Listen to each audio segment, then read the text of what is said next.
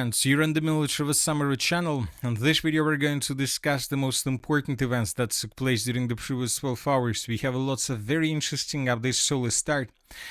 And this night probably was the craziest night since the beginning of the special military operation. The Russians once again carried out massive missile and drone attack through the territory of Ukraine, especially the Russians were attacking the city of Kiev. But when talking about numbers and weapons that the Russians were using, you might say that nothing special was within this attack, so why did I call this attack as the craziest attack since the beginning of the special military operation? So I would like to point your attention. I think that most of the sources missed this article that was published by pro-Ukrainian sources, but I think that this article worth attention. So this article was published by monitoring sources, or pro-Ukrainian monitoring sources, and this article was published this morning. And this article says that somewhere at 2 a.m., Tu-22 M3 aircraft launched Ha-22 cruise missiles over the Kiev region. So from this statement, nothing special. Maybe the most important thing is that the Russians used Ha-22 probably for the first time since 2022, since the beginning of the special military operation, but this is also not the most important point. So this attack took place from within the Bryansk region. So this source is saying, emphasizing that within the Bryansk region from 4 to 6 Tu-22 M3 aircraft were recorded. However, only 3 Tu-22 M3 aircraft carried out combat missions. As a result of the attack, the destruction of an energy facility in the Kiev agglomeration was recorded. The consequences in Kiev are being clarified. So from this statement, you may see that it did nothing special. So now let's discuss what is special in this attack and why this attack that took place between the 23rd and the 24th of this January of 2026 was the craziest probably since the beginning of the special military operation, and what differs this attack from any other attack. So, and the most important, of course, is this article. So, according to this article, according to this map, we have this red point. As you can see, this is the red point. I'm pointing your attention. So, this is most likely something like a launching site where the Russian Tu-22 M3 aircraft were launching their Ha-22 missiles. So, if we return back to our map, this red point is located somewhere here. So, Russians from this area attacked the territory of Ukraine. So this is, telling the truth, the most important piece of news probably for a very long period of time. So why is that? First of all, let's calculate the distance. The distance between this launching site and the city of Kiev itself is already around 300 kilometers, or even maybe even less when talking about the exact destination of these missiles. So Russians launched their missiles with Tu-22 strategic aviation aircrafts. So, which means, and when talking about Ha-22 missiles, which means that these missiles crossed this distance, these 300 kilometers, not within hours, not within tens of minutes. These missiles crossed this area, crossed this territory within seconds or within just minutes, which means that Ukrainians didn't have even a single, probably single hour, single minute to understand what exactly the Russians were planning to attack, and they didn't have enough of time to prepare their air defense forces to repel this attack. This is a first important thing. The second important thing is that once again, the Russians were attacking the territory of Ukraine with Tu-22 M3 aircrafts from the territory of the Russian Federation, which is located just in 30 kilometers from the border between Ukraine and Russia.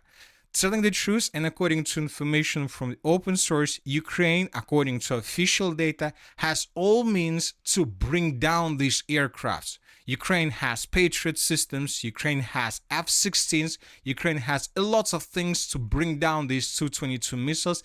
No, it's the wrong statement. The Ukrainians have enough of means to make this territory of the Russian Federation, let's say, unflight territory without any possibilities for Tu-22 or for Tu-160 or for Tu-95 to enter this territory of the Russian Federation due to risk of being destroyed destroyed by Ukraine's F-16s or Patriot systems. But the Russians, they wanted to show this. The Russians shown us that currently they are able, with their strategical aviation, to fly along the border and to attack objects of different infrastructure on the territory of Ukraine within seconds. Because if Russians once again launched Ha-22 missiles from this territory, this means that these missiles hit the target within minutes or maybe even seconds. And this attack also shown us that most likely Ukraine has huge problems with air defense and with F-16s. And another and the most important conclusion that we must make based on this article is that tomorrow the Russians, with their strategical aviation or with their Tu-22 M3 aircrafts, are able to enter the airspace of Ukraine and to begin attacking the territory of Ukraine and objects of critical infrastructure from the airspace of Ukraine. And if it happens, this can lead to completely unpredictable consequences, because from this very moment, Ukrainians will not be able to do anything with these aircrafts and with these missiles, because basically they will not have enough of time to react and to respond to the situation. So this is the most important thing. The Russians managed to suppress air defense forces of the armed forces of the Russian Federation, and the Russians shortened the distances between launching sites and critical objects and objects of critical infrastructure through the entire territory of Ukraine. So now let's continue and let's talk about this attack once again. This is the picture of the approximate routes of attacks that took place during the previous night.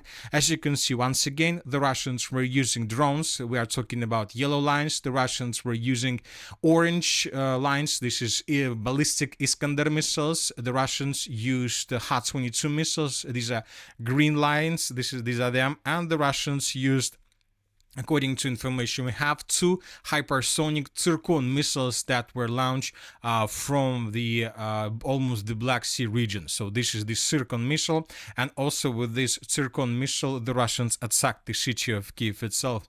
Also this morning the Minister of Defense of Ukraine reported that during the previous night the Russians used around 400 air vehicles, including drones and missiles altogether, and the Ukrainians managed to bring down 372. So according to pro-Ukrainian sources, according to the Minister of Defense of Ukraine, just 24 missiles and drones managed to get the targets in the area of the city of Kiev. So as of now, we are not able to check this information, but this is what the Ukrainian sources are trying to tell us. And of course, during the previous night, we received lots of videos. In this video, we can see huge problems in the building with the heat water. As you can see, due to weather, due to blackouts, due to power outages, we see that the entire building is going under the water. So, and this water is very hot because this water is coming from the heat system.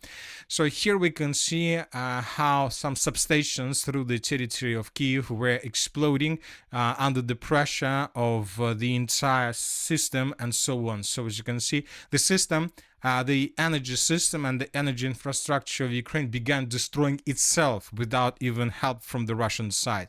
Here we can see the strikes. The sources are saying that this is the city of Kharkiv. Yes, we will change the icon. So here we can see how Russians were attacking the city of Kharkiv during the previous night.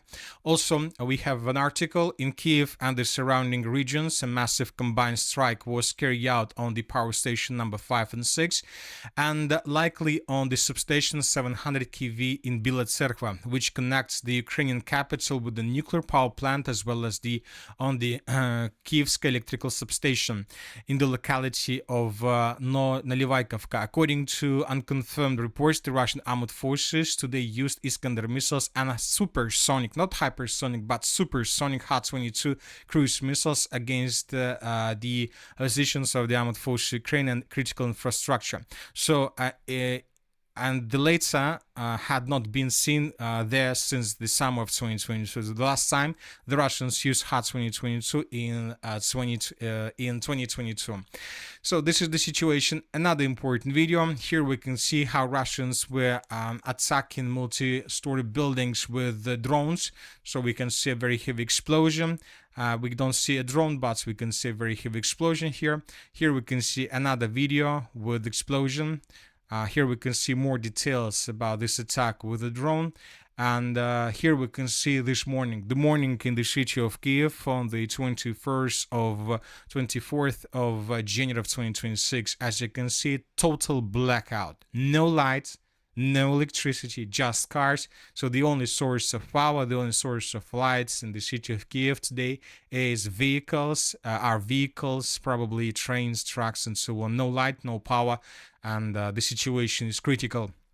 And the Russians carried out this massive attack because they wanted to press the Ukraine's delegation on the territory of the United Arab Emirates. As you may know, yesterday there was first round of talks between Ukraine's, Russia's, and U.S. delegations. They were talking about territorial concessions. Furthermore, the sources reported that buffer zones and control mechanisms are among the topics of the negotiations on the Ukrainian Abu Dhabi, reports TASS. We have lots of the statements, we have pictures of delegations, we have the delegation of the United States of America, the list of these delegations, so lots of things, but the sources are saying that the parties haven't managed to achieve any concessions by the end of the first days of talks. This morning, the second round of talks have already begun, and this round began right after the Russians finished with their massive missiles attacks and drone attack through the territory of Ukraine. So the Russians were trying to force Ukraine to change its position, but telling the truth, we believe that Ukrainians are not going to change anything. They're going to return back to Ukraine, and everything will continue. Anyway, let's wait and see. And as of now, let's discuss the situation on the ground. And first, let's talk about the Zaporozhye direction. During the previous 12 hours, the Russians continued their offensive operation.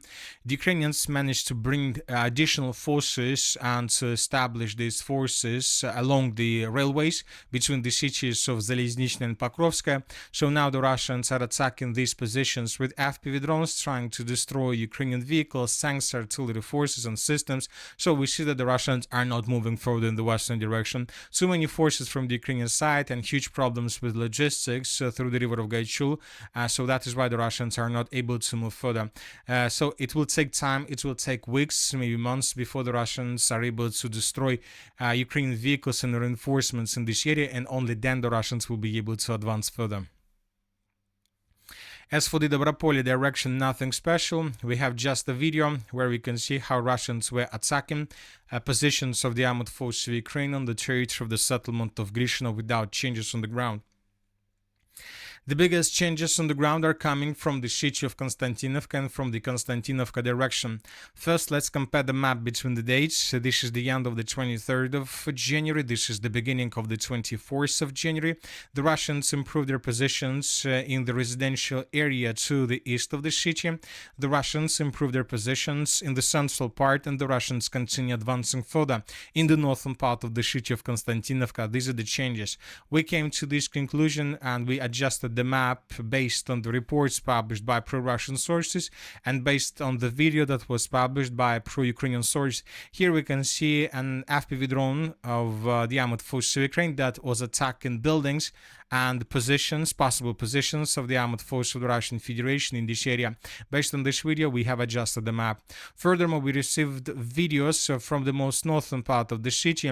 Here we can see the moment when the Russians destroyed the bridge that connected the city of Konstantinovka with the mainland. We can see lots of explosives established below the bridge, and as a result of this attack, the bridge was completely destroyed.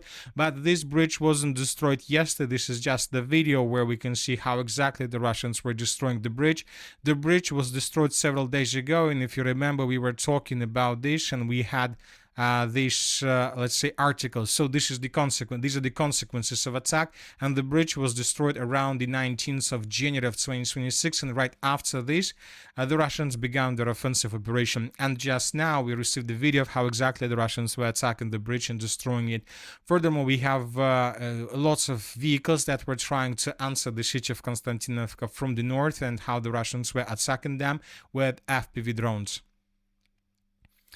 As for the Slaviansk direction, small changes were recorded in the area of the settlement of Riznikovka based on the video published by pro-Ukrainian sources. Here we can see how Ukrainians were attacking Russians while they were moving through the village in the western direction.